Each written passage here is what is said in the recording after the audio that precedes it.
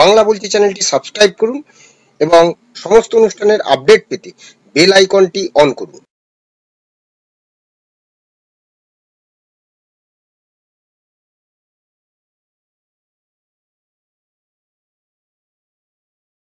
নমস্কার, বাংলা বলছে চ্যানেলে আপনাদের স্বাগত।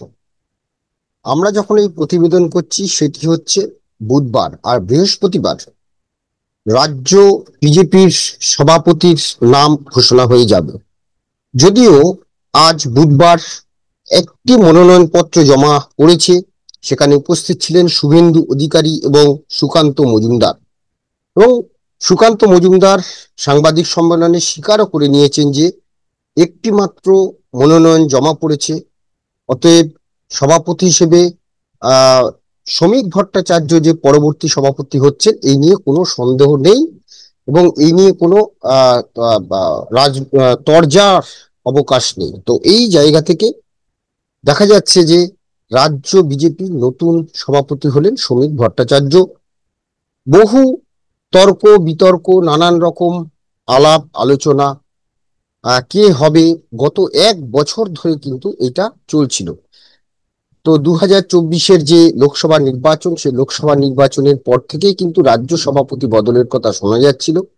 অবশেষে তার অবসান হলো। শ্রমিক ভট্টাচার্যের নাম শুধু সময়ের অপেক্ষা, ঘোষণা সময়ের অপেক্ষা। এখন যেটা দেখা যাচ্ছে যে 2026 নির্বাচন আসন্ন, প্রায় 10 মাস বাকি। আর এই ঠিক 10 মাস আগে 2026-এর নির্বাচনে মুখ্যমন্ত্রী পদপ্রার্থী হচ্ছেন শুভেন্দু অধিকারী এবং রাজ্য সভাপতির দায়িত্বে শ্রমিক ভট্টাচার্য।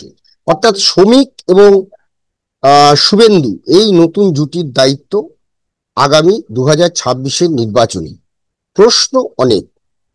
তৃণমূল যে ন্যারেটিভ নিয়ে বিভিন্ন বিষয় নিয়ে নামে, যেটা আমরা সন্দেশখালী থেকে শুরু করে আরো বিভিন্ন জায়গায় দেখেছিলাম, তো সেই জায়গাটা কিভাবে তৃণমূলের কাউন্টার করবে বিজেপি, সেটা যেমন একদিকে, বিশেষ করে বিভিন্ন রকম ভাইরাল ভিডিও, বিভিন্ন রকম যে নানা ব্যক্তি সম্পর্কে নানা রকম যে অভিযোগ উৎসাহ, সেগুলোর মোকাবিলা বিজেপির কি স্ট্যান্ড, এটা যেমন একদিকে, তেমন অন্যদিকে 2026-এর নির্বাচনে শুভেন্দু অধিকারী এবং শ্রমিক ভট্টাচার্য এই জুটি কি পারবে বঙ্গ বিজয় করতে?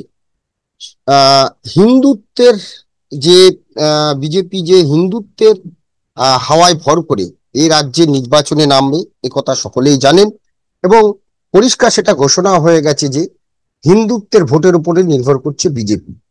30%, মানে অর্থাৎ যদি 100 পরীক্ষা হয়, 30 পাস নম্বর পেয়ে কিন্তু ইতিমধ্যেই তৃণমূল কংগ্রেস ভোটে নামবে।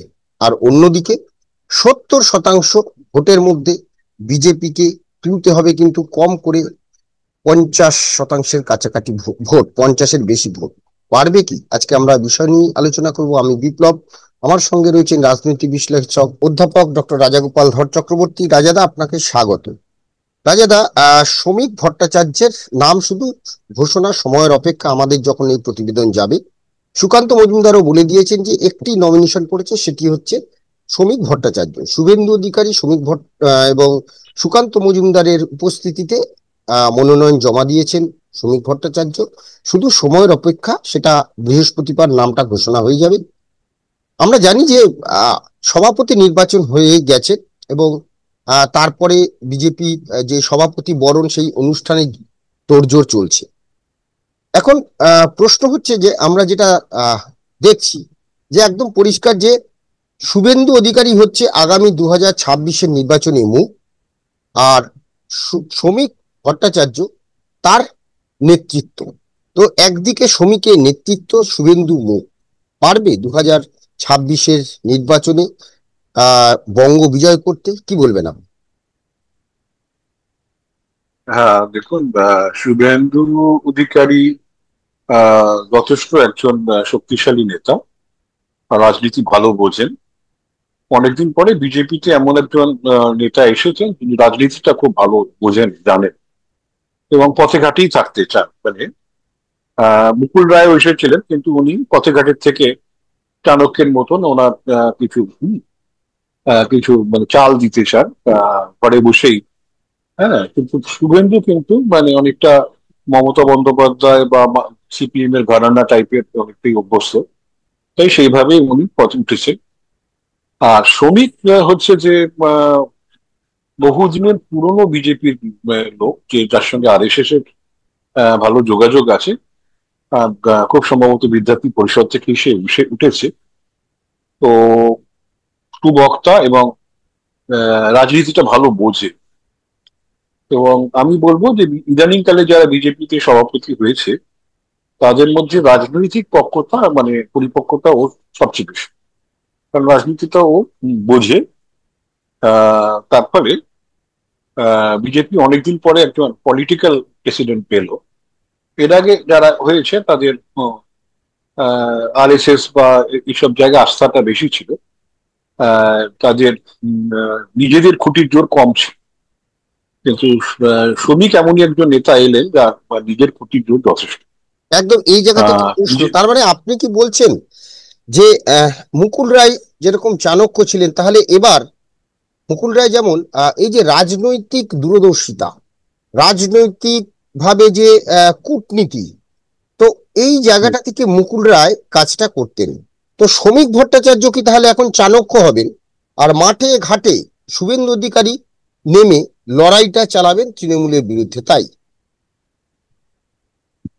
না, দেখুন, পুরোপুরি চাণক্য চাণক্য একটা আলাদা ব্যাপার, মানে কেননা যে মুকুল রায়ের যে শক্তিটা ছিল সেটাও যেহেতু উনি তৃণমূলে ছিলেন, তৃণমূলের মানে ভালো জায়গায় ছিলেন, এবং 2011 যারা কান্ডারি তাদের মধ্যে অন্যতম ছিল। তার ফলে তৃণমূলের একেবারে ভারী খবর উনি জানতেন। সেইটাকেই উনি ব্যবহার করেছেন, এবং সেখানে তাদের করে সেখান থেকে কি করে তৃণমূল থেকে বিজেপিতে আনা যায় তার যথেষ্ট ভালো প্রয়াস উনি করেছিলেন, বুঝেছেন? এর কোনো সন্দেহ নেই। কিন্তু শ্রমিক ভট্টাচার্য ঠিক সেই ধরনের চাণক্য তো নন, কেন উনি সারা জীবন একটা পার্টি করেছেন। তার ফলে অন্য পার্টি থেকে লোক আনার ব্যাপারটা ওনার খুব একটা দক্ষতা হয়তো থাকবে কিনা জানি না। তবে উনি রাজনীতি ভালো বোঝেন, এই কারণে বলছি যে দীর্ঘদিন ধরে রাজনীতিতে আছেন, নানান সংগ্রামের মধ্যে আছে। তার ফলে যে উনি চাণক্যর পথে চলবেন না উনিও পথে ঘাটে নামবেন, সেটা উনি ঠিক করবেন। কেননা চাণক্য তো মানে সিপিএম এর তো কেউ চাণক্য সেভাবে আমরা দেখিনি, মমতারও নিজেই চাণক্য ছিলেন। তো চাণক্য হয়তো সবসময় প্রয়োজন নাও হতে পারে। এখন উনি ঠিক করবেন যে উনি কি করবেন, পথে ঘাটে থাকবেন না পার্টি দপ্তরে বসে পার্টি চালাবেন। তবে যেহেতু উনি সুবক্তা, মানুষের সঙ্গে যোগ আছে, ওনাকে দেখলে এখন তো যেহেতু ওনার বক্তব্যের টানে মানুষ আসতো, এখন ওনার পোস্টের টানেও মানুষ আসবে। সুতরাং এটাকে উনি নিঃসন্দেহে ব্যবহার করবেন, পথে ঘাটে নিঃসন্দেহে যাবেন, যাতে করে ওনার পপুলারিটি, নিজের পপুলারিটিটা বাড়ানো যায়। এখন ওনার সঙ্গে শুভেন্দু অধিকারীর সম্পর্কটা কিরকম থাকবে কবে, যা শুনি এখন তো ভালো সম্পর্ক। কারণ সম্পর্ক ভালো মানেই যে ভবিষ্যতে ভালো হবে কোনো গ্যারান্টি নেই। হ্যাঁ। একদম তো ইগোর ক্লাস। এইখান থেকেই রাজাদা আরেকটা প্রশ্ন, যেটা এখন তো সামনে ভোট এসেই গেছে, প্রায় 10 মাস। বিজেপি যে রিস্কটা নিল, মানে আহ, আম, আমি যেটা শুনেছি যে যে সূত্রের খবর যে আরএসএস এর তরফ থেকে একটা বলা হয়েছিল যে এই মুহূর্তে আহ সুকান্ত মজুমদারকে সরানোর কোনো প্রয়োজন নেই, কারণ সামনে ভোট। তো সেই জায়গা থেকে শুভেন্দু অধিকারী কিন্তু বলেছেন যে না, আহ, এই তার কথা শুনেই কিন্তু শ্রমিক আচ্ছা, ভট্টাচার্যকে দায়িত্বে নিয়ে আসা হয়েছে। তো এই জায়গা থেকে এইটা কি কোথাও আপনার রিস্ক মনে হচ্ছে বিজেপির ক্ষেত্রে, বঙ্গ বিজেপির ক্ষেত্রে একটা? না, দেখুন, মানে সুকান্ত, বুঝতে হবে যে বিজেপির তো ওয়ান ম্যান ওয়ান পোস্ট আছে, কনসেপ্ট আছে না। তো সুকান্ত যেহেতু মন্ত্রী হতে চেয়েছেন, মন্ত্রী হয়েছেন, এবং শিক্ষা দপ্তরের মতন দপ্তরের প্রতিমন্ত্রী হিসেবে রয়েছেন। তো স্বাভাবিকভাবেই আহ তো ওনাকে পোস্টটা ছাড়তে হতো, নাহলে মন্ত্রিত্ব ছাড়তে হতো। কেননা মন্ত্রিত্ব ছাড়লে আবার পাওয়া যাবে কিনা সেটা তো একটা তো অসুবিধা থেকে যায়। তো উনি যেহেতু সভাপতি ছিলেন তাই মন্ত্রিত্বই রাখবেন এটাই আশা করা গেছিল। এবং যে 2021 নির্বাচনের পর সুকান্ত আসেন, তারপরে 24-এর নির্বাচনেও যেটা দেখা গেল যে বিজেপি খুব একটা সুবিধে পায়নি। উনি বিজেপিকে তেমন কোনো মানে মানে দিশা দেখাতে পারেন আরো এগিয়ে যাও। হ্যাঁ, তো ওনার জনপ্রিয়তা হয়তো আছে, কিন্তু সেরকম একটা মানে যে ওনাকে দেখলেই মানুষ পথে নামছে সেটা কিন্তু হয়নি। যেটা শুভেন্দুর আছে, কিছুটা দিলীপ ঘোষ করেছিল, তারপরে তারপর সেটা কিছুটা অনেকটাই অস্তীমিত হয়। বিজেপির এই মুহূর্তে যারা উম, মানুষ টানতে পারেন তারা তো মধ্যে শুভেন্দু আছেন, এবং শ্রমিককে এখন দেখেই লোকে আসতে চাইবে, আর বক্তব্য শুনে কিন্তু আরো বেশি লোক আসবে, কেননা পশ্চিমবঙ্গে ইদানিংকালে রাজনৈতিক ব্যক্তিত্বের মধ্যে যারা বক্তা তাদের মধ্যে অন্যতম, সব পার্টি কম্পেয়ার করে বলছি, তো উনি রয়েছেন। তো এই জায়গায় দাঁড়িয়ে উনি পথে ঘাটে নামলে যখন বক্তৃতা শুরু করবেন প্রচুর মানুষ কিন্তু শুনবে, আমরা জনপ্রিয়তা বাড়বে। অর্থাৎ অর্থাৎ তার ফলে আপনি এখন কিন্তু বলছেন, আপনি বলছেন যে এটা অস্বীকার করার জায়গা নেই যে শ্রমিক ভট্টাচার্য অত্যন্ত সুবক্তা। আমরা জানি যে বসিরহাট কেন্দ্রে একটা উপনির্বাচনে শ্রমিক ভট্টাচার্য জয়ী হয়েছিলেন। বেশ কিছুদিনের জন্য বিধানসভায় তিনি ছিলেন। বিধানসভায় থেকে তিনি যে আহ, একাই যে লড়াই বা যে বক্তব্য পেশ করেছিলেন, সেটা কিন্তু আহ শাসক দলের বিধায়কদের কাছে বেশ সমীহ আদায় করেছিল। এবং বর্তমানে তিনি রাজ্য বিজেপির মুখপাত্র হিসেবে দীর্ঘদিন ধরে কাজ করে যাচ্ছেন। এবং সেখানেও আমরা দেখেছি যে তিনি যেভাবে বক্তব্য পেশ করেন যে কোনো বিষয় নিয়ে, মানে যেভাবে অ্যাটাকটা করেন মানে তৃণমূলের বিপক্ষে, সেই জায়গাটা কিন্তু কেউ এখনো পারেনি, একমাত্র শুভেন্দু অধিকারী বাদে। কিন্তু রাজ্যসভাতেও গিয়ে কিন্তু তিনি তার যে বক্তব্য, এবং এই কদিনে মাত্র কয়েকদিনের মধ্যেই তিনি কিন্তু একটা যথেষ্ট সুবক্তা হিসেবে ছাপ ফেলে দিয়েছেন, বাংলার কথা বলতে শুরু করেছেন। সেটাই কি তাকে এই মানে রাজ্য সভাপতির দৌড়ে এগিয়ে দিল? হুম, দেখুন মানে অনেকটাই তাই, কেননা রাজনীতি যারা করেন তাদের কিন্তু সাংগঠনিক দক্ষতাটা তো লাগে, কিন্তু বক্তাটা ভালো হওয়া চাই।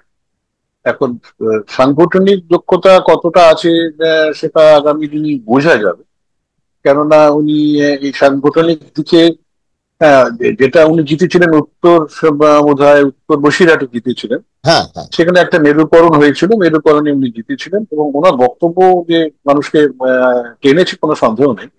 কিন্তু তার পরবর্তীতে অনেক জায়গায় দাঁড়িয়েছিলেন, দমদমে দাঁড়িয়েছিলেন লোকসভায়, হুম। তারপরে 21-এর বিধানসভায় উনি নিউটাউন রাজা বোধহয় রাজারহাট গোপালপুর এখানে, থেকে, হ্যাঁ গোপালপুর, হ্যাঁ হ্যাঁ। গোপালপুর থেকে দাঁড়িয়েছিলেন, রাজারহাট গোপালপুর থেকে হুম। দাঁড়িয়েছিলেন, কিন্তু হ্যাঁ সেখানে নিশ্চয়ই ওনার বক্তব্য ইয়েটা কমেনি, কিন্তু ভোটটা আসেন, ভোট আসে। সুতরাং অনেকটাই নির্ভর করবে যে আহ, দল কিভাবে পশ্চিমবঙ্গে মানে আন্দোলনকে টানতে পারছে, এবং মোটামুটি ভাবে মানুষ বুঝে গেছে যে পশ্চিমবঙ্গের মাটিটা এতই কষ্টকর মাটি, এতই মানে সেখানে যেখানে নির্বাচন হওয়াটা সঠিক নির্বাচন, শান্তিপূর্ণ নির্বাচন এটা হয় না। এবং যেহেতু এগুলো অভাব আছে, আহ সেইগুলো যদি উনি কেন্দ্রকে বলে, কেন্দ্রের সঙ্গে ওনার যোগাযোগ আশা করা যায় ভালো, কিন্তু কেন্দ্রে তো সুকান্ত যোগাযোগ ভালো ছিল, কিন্তু কনভিন্স যদি না করানো যায় বাংলায় যে নির্বাচনে আগে যদি রাষ্ট্রপতি শাসন না হয় তাহলে বাংলায় সুষ্ঠু ভোট তো সম্ভব নয়।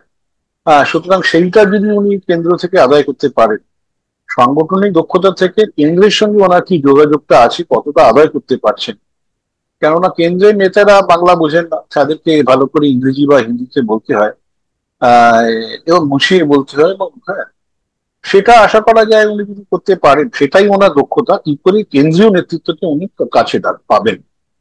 এবং তারা যদি মনে করে যে না বাংলায় গণতন্ত্র যেভাবে আছে সেভাবেই চলবে, নির্বাচন অন্য 21-এর মতন এবারও হবে, তাহলে তো ভরাডুবি হবার সম্ভাবনা খুব বেশি। কারণ মানুষ আর করতে চায় না, নিজের জীবন বাজি রেখে কেউ আর রাজনীতি করতে চায় না। আপনি দেখলেন বাংলাদেশে যা ঘটে গেছে, একই বাঙালিদের এই বাঙালি রক্ত তো অনেকটা সেম। শেখ হাসিনাকে সরালো, তাদের পার্টিকে, হ্যাঁ তার পার্টিকে ব্যান করে দিল, সেভাবে কোনো প্রতিক্রিয়া বাংলাদেশে ঘটলো না। মুজিবনের বাড়ি শুধু পুড়িয়ে দিল, তাই না? হুম। সুতরাং বাঙালি আজকাল প্রতিবাদটা ভুলে গেছে। এখন যদি সেখানে কোনো আমেরিকার কোনো একটা হুমকি থাকতো, ভারতের কোনো আহ চাপ থাকতো তাহলে হয়তো পাল্টে যেত, সেটা হয়নি। তারপরে ইউনূস সেখানকার এক ছাত্র, এটাই চাই। পশ্চিমবঙ্গে এখন যে শাসন ব্যবস্থা চলছে তারাও জানে যে, দেখলেন দেখলেন যে কালীগঞ্জে যে নির্বাচনটা ঘটলো, সেখানে তো মানে আগের থেকে বেশি ভোটে জিতে গেল না। সুতরাং সেটাই হবে। এইখান তৃণমূলের থেকে দেখুন রাজাদা দুর্নীতি। প্রশ্ন, যে আপনি দুটো বিষয় বললেন, একটা হচ্ছে কেন্দ্রীয় নেতৃত্ব, নির্বাচন পদ্ধতি। এই বাংলায় যেভাবে নির্বাচন হয় আমরা দেখেছি যে বুথ লেভেলে যে আহ, যেভাবে ম্যানেজ করা হয়, মানে তৃণমূল স্তর থেকে তৃণমূল স্তরে যেভাবে বুথ লেভেল ম্যানেজমেন্টটা করে, সেটা বিরোধীরা পারে না। সেটা যেমন একদিকে, অন্যদিকে হচ্ছে এই বুথ লেভেল ম্যানেজমেন্টের সঙ্গে থাকে হচ্ছে একটা প্রশাসন। তো এই দুটোই কেন্দ্রের, মানে নির্বাচন কমিশনের আন্ডারে, তো নির্বাচন কমিশনের অধীনে, এই নির্বাচন কমিশন কেন্দ্রের অধীনে। এখন প্রশ্ন হলো যে এই যে বিশেষ করে আরেকটা বিষয় হচ্ছে, বেশ ভুয়ো ভোটার নিয়ে তৃণমূলই পথে নেমেছে। এখন যখন ভুয়ো ভোটার ধরতে নির্বাচন কমিশন বিভিন্ন পদক্ষেপ ঘোষণা করছে, সেইখানটায় তৃণমূল বলছে তারা আবার নানা রকম ন্যারেটিভ তৈরি করছে, কাঠগড়ায় তুলছে বিজেপিকে, অর্থাৎ কেন্দ্রীয় সরকারকে কাঠগড়ায় তুলছে।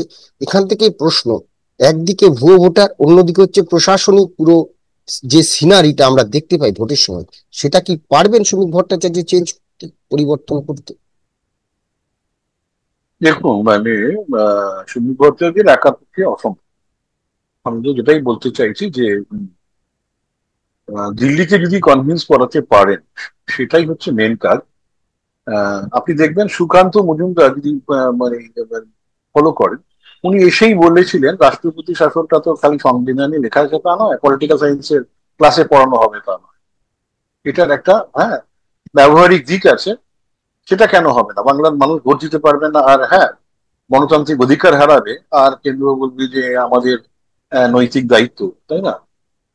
এরকম মানে কথা শুনলে তো মানে এটা উনি প্রথম প্রথম বলতেন, বেশ কিছুবার বলেছেন, পরে দেখা গেল উনি পুরো চেঞ্জ হয়ে গেল। উনি আর এইসব কথা বললেন না, উনি বললেন মানে একেবারে সংবিধানের নিয়ম অনুযায়ী আমরা লড়ব। তারপর এটাও বলেছিলেন যে আমাদের কেউ ক্ষমতায় বসিয়ে দেবে তা তো হয় না, আমাদের নিজেদের যোগ্যতা প্রমাণ করতে হবে। তো উনি সেটা মানে যোগ্যতাটা নিজে জিতেছেন বটে, কিন্তু দলের 18 থেকে 12 হয়ে গেল না, সেটা তো প্রমাণিত করতে পারলেন।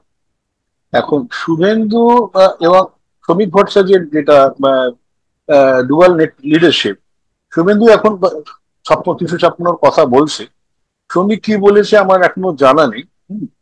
তো 356 পক্ষে না বিপক্ষে আমি সেটা জানি না। তবে ওরা যদি এইটা না আদায় করতে পারে, রাজ্য কেন্দ্রকে যদি না বোঝাতে পারে যে অ্যাটলিস্ট নির্বাচনের আগে তোমাকে করতেই হবে কিছু বেশ কিছুদিন, তাহলে কিন্তু মানুষ আস্থা পাবে। সেইটা যদি কনভিন্স না করাতে পারে তাহলে কিন্তু কোনো চান্স নেই। তাহলে কিন্তু নির্বাচনে ভরাডুবি আগের থেকেও কম হয়ে যাওয়ার সম্ভাবনা আছে, এবং তৃণমূল তো সেটাই করবে না। আপনি দেখলেন যে বিজেপির এক মুখ মানে তাকে মুখ্যমন্ত্রী করতে কিনা জানি না, একটা তো মুখ উঠেছিল কার্তিক মহারা, তার বিরুদ্ধে যে ধরনের তৈরি হলো, হ্যাঁ, বোঝাই যাচ্ছে এই জিনিস কিন্তু অন্যদের সঙ্গেও হবে। একদম। এবং এই জায়গাটা থেকেই মানে প্রশ্ন রাজাদা, যে কার্তিক মহারাজের সঙ্গে যা হলো, বা অন্যান্য আরো বেশ কিছু ক্ষেত্রে আমরা যদি সন্দেশখালি দেখি, সেখানে যেভাবে মানে আইপ্যাকের তরফ থেকে করা হয়েছিল, মানে অভিযোগ যে এটা আইপ্যাক করেছে, মানে বিজেপি শুধু অভিযোগই করে গেল, কিন্তু যে ভিডিও প্রকাশ্যে এলো, যে সেখানকার বিজেপির যে মন্ডল সভাপতি সে যা বলছে, বা অন্যান্য আরো অনেক ভিডিও সামনে এসেছে। তো এই যে ভিডিও একটা, যেরকম শ্রমিক ভট্টাচার্যের বিরুদ্ধেও কিন্তু এরকম একটা অভিযোগ ঘুরে বেড়াচ্ছে। তো এই জায়গাটা থেকে এইটার শুধু যে শুধু তৃণমূল করছে, তৃণমূল এগুলো যেগুলো করছে, এগুলো হচ্ছে একটা ন্যারেটিভ তৈরি করা, এগুলো একটা ফেক ভিডিও তৈরি করা, এটা শুধু বলেই কি খালাস হলে হবে? এর প্ল্যানিংটা কি? এটা তো একটা প্ল্যানিং চাই। আহ সেটা কিভাবে মোকাবিলা করবে বিজেপি, এই যে কার্তিক মহারাজ বা অন্যান্যদের সাথে যেগুলো হলো? না, এইগুলো দেখুন, এগুলো তো এমন একটা জায়গায় নিয়ে যাচ্ছে যাতে করে আপনার ডিফেন্সটা খুব উইক থাকে না। হুম। যদি এই যে কার্তিক মহারাজকে যেসব অভিযোগ এনেছে, সেই অভিযোগ যে আরো 5টা নেতার বিরুদ্ধে আনবে না তা কিন্তু নয়, সেটা কিন্তু সম্ভাবনা আছে। এবং সেটা যদি করে তাহলে বাংলায় যেরকম পরিস্থিতি, আপনার ডিফেন্সলেস, ইউ আর ডিফেন্সলেস। বেশ কিছুদিন হয়তো আপনি কোর্টে আপনাকে দোষী সাব্যস্ত করবে না, কিন্তু আপনার তো কিছুটা পাবলিক ইমেজ নষ্ট হবে, একদম এবং একদম। দৌড়াদৌড়ি করতে, এটাই তো লক্ষ্য, না এটাই তো লক্ষ্য, এবং সেই লক্ষ্যটা ওরা ছাড়বে বলে আমি আশ্চর্য হব না যদি শ্রমিকের বিরুদ্ধে বা অন্য কারো নেতাদের বিরুদ্ধে সব হয়। তো এগুলো ঘটতেই পারে, তাতে হবে কি যে আপনাকে কিছুটা ব্যাকফুটে ফেলে দেবে, আপনাকে নিজের ডিফেন্সে করতে হবে, কোর্ট কাচারি করতে হবে। তো যাই হোক, পশ্চিমবঙ্গে সঠিক রাজনীতি করার পরিবেশটা অনেকদিনই হারিয়ে গেছে। এটা বামেদের সময়ই হারিয়ে গিয়েছিল। আমরা ভেবেছিলাম তৃণমূল আসার পরে হয়তো বা কিছুটা আম, মানে বদলা হবে না, বদল হবে, কিন্তু ঘটে কিছুই ঘটেনি, একই পরিবেশ রয়ে গেছে। ক্ষমতা এরা যে থাকবে সে বহুদিনই লাঠির জোরে ক্ষমতায় থাকবে। এখন সেইটা যদি পরিবর্তন করার মতন কোনো প্রয়াস কেন্দ্রীয় সরকারের তরফ থেকে আগেও দেখিনি, এখনো দেখছি, বুঝেছেন। এখন দিল্লি মনে করছে 356 করলে আমাদের মুখ পুড়বে। হ্যাঁ, আমরা গণতান্ত্রিক হ্যান ত্যান, এই যে আমাদের যে ছবি আছে সেটাকে কেন নষ্ট করতে দেবো বাংলাকে, না, এটা তারা ভাবছে। এখন বাংলায় সেভাবে আপনি বুঝেছেন, একটা দীর্ঘদিনের শাসক যদি পশ্চিমবঙ্গে সেই 77 সাল থেকে এক ধরনের আধা স্বৈরাচারী শাসন ব্যবস্থা এসেছে, তারপরে মানুষ প্রতিবাদ ভুলে গেছে, না মানুষ প্রতিবাদ সেটা ঘটে যেমন ইরানে যেমন দেখছে আয়াতুল্লাহ আলী খামেনি যে এসেছে, হ্যাঁ 35 বছর ধরে আছে, মানুষ প্রতিবাদ ভুলে গেছে, প্রতিবাদ মানুষ সেটা ঘটে। মানুষ এখন আর সেই যেভাবে মেটেরিয়ালিস্টিক ওয়ার্ল্ড এসে গেছে, মানুষ প্রতিবাদ তো ভুলতে বাধ্য হচ্ছে ভোগের ভোগবাদের যুগ দুনিয়াতে। এই জায়গায় দাঁড়িয়ে মানুষ সাহস পাবে না আনলেস যদি কোনো একটা বহিঃশক্তির সাপোর্ট তৈরি হয়। তার জন্য ইসরায়েল রেজিম চেঞ্জের কথা বলেছিল ইরানে, হ্যাঁ, কিন্তু আমেরিকা চাপে পড়ে সেখান থেকে সেটা সরে এসেছে। এখন এই ধরনের চিন্তা ভাবনা যদি বাইরে থেকে না আসে, দেশের মানুষের পক্ষে রেজিম চেঞ্জ অতটা সহজ হয় না। তো আমারও তাই মনে হয় যে পশ্চিমবঙ্গের regime change it's not easy, কোনো ব্যক্তির পক্ষে সম্ভব নয়। এবং সেটা নির্ভর করছে যে মানুষকে কতটা মানে শান্তিপূর্ণভাবে নিজের একদম, ভোট দিতে দেওয়া স্বেচ্ছায় হবে, ভোটাধিকার দেওয়া। মানুষকে শান্তিপূর্ণ ভোট দিতে দেওয়া হবে। আমার শেষ প্রশ্ন রাজাদা, আরএসএস বিজেপির যে কোনো সিদ্ধান্তে বা নির্বাচনের ক্ষেত্রে আরএসএস এর সংগঠন একটা বড় ভূমিকা থাকে। 2024 সালে আমরা দেখেছিলাম যে আপ কি বার 400 পার যে স্লোগান, আরএসএস এর নিষ্ক্রিয়তায় কিন্তু 300 টপকায়নি। এই জায়গাটা থেকে আরএসএস আগামী 2026-এর নির্বাচনে আহ কতটা সক্রিয়তার সঙ্গে এই বাংলায় আহ বিজেপিকে ক্ষমতায় আনার জন্য যে কাজটা তারা করে সেটা করবে বলে মনে হয়? হ্যাঁ, দেখুন, আরএসএস একটা সামাজিক সংগঠন, কোনো সন্দেহ নেই, তাদের যথেষ্ট দাপট আছে, কোনো সন্দেহ নেই। কিন্তু তাদের রাজনৈতিক, তারা তো রাজনীতি খুব একটা বোঝে না, তার নেতারা পরিষ্কার বলে আমরা রাজনীতি। সুতরাং আহ, এবং যে ধরনের বুথ দখল হচ্ছে বা বুথের আগে পরিবেশটা, এটা আরএসএস এর লোকরা এসে গেলেই তাদের এমন কিছু সাহস নেই, অস্ত্রের কাছে তারা দাঁড়িয়ে যাবে, সেটা তো, হ্যাঁ সেটা তো দেখিনি, এখনো পর্যন্ত দেখিনি না। পশ্চিমবঙ্গে তো অনেক নির্বাচন ঘটেছে।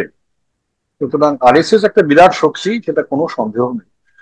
কিন্তু যে ধরনের শাসক দল যেভাবে আহ সংগঠিত হয়ে আছে, তাদের সঙ্গে পুলিশ আছে, গোয়েন্দা বাহিনী আছে, এবং অস্ত্রশস্ত্র গ্রামে গঞ্জে চারিদিকে রয়েছে, সেটাকে মোকাবিলা করার মতো শক্তি আরএসএস এর আছে কিনা আমার জানা নেই। তবে আরএসএস যদি আহ, পূর্ণাঙ্গ রূপে কাজ না করে থাকে, এখন যদি পূর্ণাঙ্গ রূপে কাজ করে, তাহলে কিছুটা লাভ হতে পারে, এইটুকু তো বলা যায়। কিন্তু পরিবর্তন করার মতো জায়গায় আরএসএস তখনই পারবে যদি দেখা যায় যে মানুষ খেপে উঠেছে, মানুষ খেপেনি।